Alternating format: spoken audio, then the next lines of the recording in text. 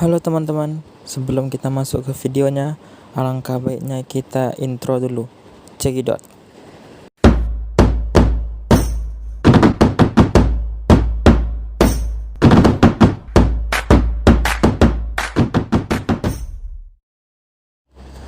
Toyib. Bismillahirrahmanirrahim.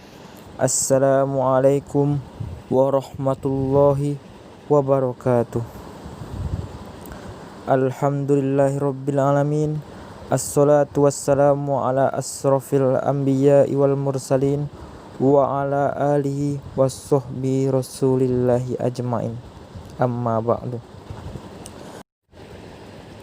Yang saya hormati Ibu Wahyuli Liuzen SEM selaku dosen mata kuliah Pancasila yang telah memberikan bimbingan dan dukungannya kepada kita semua. Dan yang saya banggakan teman-teman seperjuangan. Pertama-tama kita ucapkan puja dan puji syukur atas kehadirat Allah Subhanahu wa Ta'ala yang telah memberikan kita rahmat dan karunia-Nya sehingga kita masih diberi nikmat kesehatan, nikmat iman, dan nikmat Islam.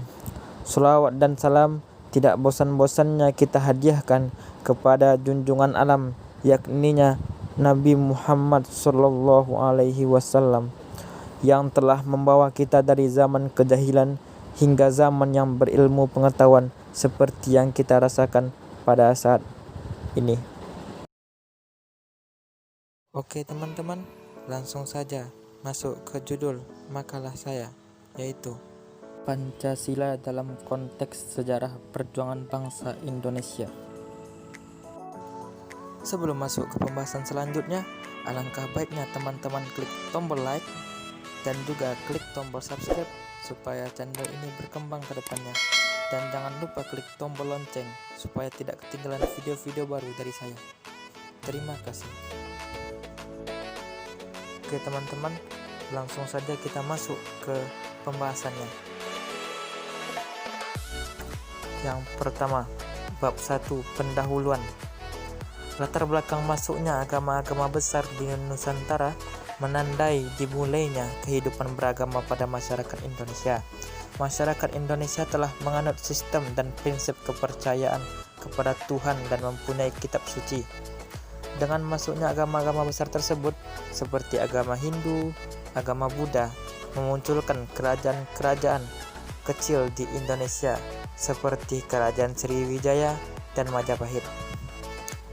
Setiap kerajaan tersebut memiliki nilai-nilai yang harus dijalankan berupa adat istiadat, tradisi, dan kebudayaan dalam kehidupan sehari-hari oleh bangsa Indonesia.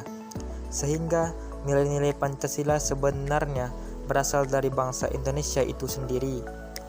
Sejarah Indonesia berkaitan erat dengan perjuangan bangsa Indonesia, berawal dari peristiwa pada zaman prasejarah saat manusia belum mengenal tulisan. Kemudian, zaman sejarah yang dimulai sejak berdirinya Kerajaan Kutai yang dipengaruhi oleh ajaran Hindu. Ajaran agama tersebut berpengaruh pada seluruh aspek kehidupan masyarakat. Selanjutnya, berkembang dan berdiri kerajaan Hindu, Buddha, dan Islam. Kemudian juga peristiwa-peristiwa pada zaman kebangkitan nasional dan menuju kemerdekaan hingga secara resmi Pancasila disahkan oleh para pendiri bangsa Indonesia. Oleh karena itu, kami ingin mempelajari lebih lanjut mengenai periodisasi sejarah bangsa Indonesia dan interpretasinya untuk menemukan nilai-nilai persatuan bangsa. Kita masuk bab 2, pembahasan. Pada pembahasan kali ini, saya akan membahas tentang interpretasi peristiwa sejarah. Apa itu interpretasi sejarah? Interpretasi sejarah atau tafsiran sejarah merupakan gambar yang dihasilkan oleh perasaan atau pemikiran manusia. Tafsir sejarah berisi pendapat dan pandangan teoritis terhadap dokumen sejarah dengan mengadakan analisis serta sintesis. Ada 3 hal penting di dalam tafsiran sejarah, yaitu peranan sejarawan, subjek sejarah, dan objektivitas. Yang pertama, peranan seorang sejarawan. Sejarah disusun oleh manusia berdasarkan fakta-fakta atau peninggalan masa lalu. Para penyusun sejarah ini disebut sejarawan atau disebut juga subjek sejarah. R.G. Colling menyatakan bahwa sejarawan berfokus pada kejadian yang terjadi di dalam dan di luar sebuah peristiwa dan melihat kejadian di masa lalu sebagai kesatuan dari kedua dimensi tersebut. Dimensi luar sebuah kejadian terdiri dari fakta-fakta yang ditemukan melalui investigasi.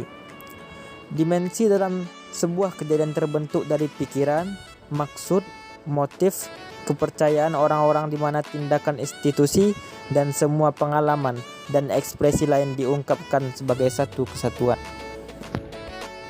Yang kedua, objektivitas dan subjektivitas. Para sejarawan dituntut untuk objektif dalam usaha menyusun sejarah. Objektivitas ini didasarkan atas tanggung jawab pada kebenaran objek sejarah. Fakta-fakta atau peninggalan masa lalu disebut objek sejarah, baik yang bersifat artefak maupun yang berwujud dokumen tertulis. Fakta atau peninggalan masa lalu dalam dokumen sejarah akan memiliki arti sejarah apabila sudah mendapat interpretasi atau tafsiran yang dapat dipercaya mengenai bahan-bahan yang otentik. Yang ketiga, faktor-faktor yang mempengaruhi tafsir sejarah. Tentu saja ada faktor-faktor yang menyebabkan keanekaragaman tafsiran sejarah. Beberapa dari faktor penyebabnya adalah sebagai berikut. Yang pertama, dasar-dasar yang berlainan dari keyakinan moral, pandangan hidup, dan pendapat tentang alam dan manusia. Yang kedua, sifat senang atau tidak senang yang dimiliki oleh peranan pribadi, baik terhadap seseorang atau kelompok tertentu. Yang ketiga, praduga atau anggapan-anggapan yang dihubungkan dengan masuknya atau terlibatnya sejarawan yang bersangkutan menjadi anggota suatu kelompok atau golongan tertentu. Hal ini menyebabkan tafsiran atau kesimpulan yang dibuat oleh sejarawan tersebut akan berpihak pada kelompok atau golongan tertentu tersebut. Yang keempat, teori-teori atau pandangan-pandangan yang bertentangan mengenai interpretasi sejarah. Selanjutnya, bab 3, penutup. Kesimpulan dari materi di atas adalah Pancasila merupakan hasil dari sebuah perjuangan bangsa Indonesia. Mengapa demikian? Karena jika kita mempelajari sejarah negara Indonesia pada zaman sebelum kemerdekaan dan pasca kemerdekaan, kita akan mengetahui arti sebuah perjuangan untuk merebut kemerdekaan. Tidak hanya itu, para nasionalis harus merancang dan membuat dasar negara sebagai ideologi negara Indonesia.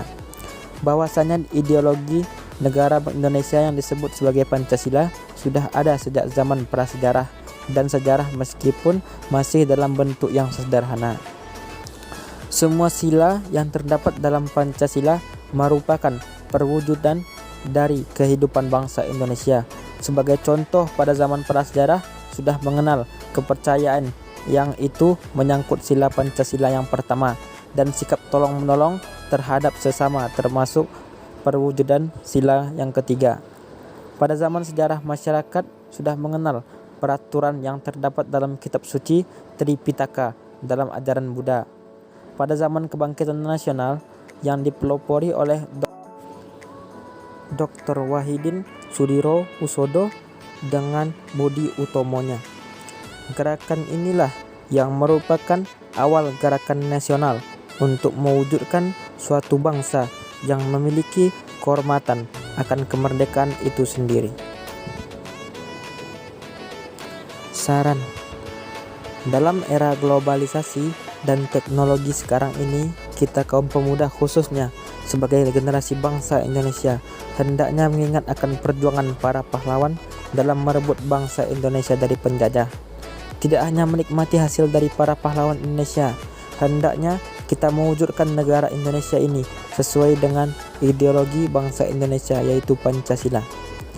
Pancasila bukan hanya menjadi ideologi kebanggaan, tapi yang lebih penting lagi adalah mengamalkan dalam kehidupan berbangsa dan bernegara.